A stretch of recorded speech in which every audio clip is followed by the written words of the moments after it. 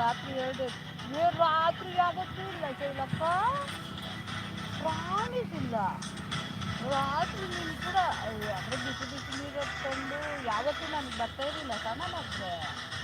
ರಾತ್ರಿ ಏನೋ ಗೊತ್ತಿಲ್ಲ, ನೀನು ಮಾಡಿದೆ ಅಲ್ಲ ನನ್ನ ಫೋನು,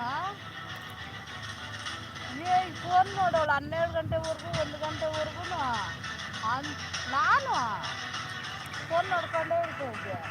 ರಾತ್ರಿ ಅಷ್ಟೊತ್ತಿಗೆ ಅದೇ ಹೇಳಿಲ್ಲ, ಅಷ್ಟು ಮಾರೈತಿ ವಿಜಯ ಒಂದು 6 ದಿನದಿಂದ ಅಂತ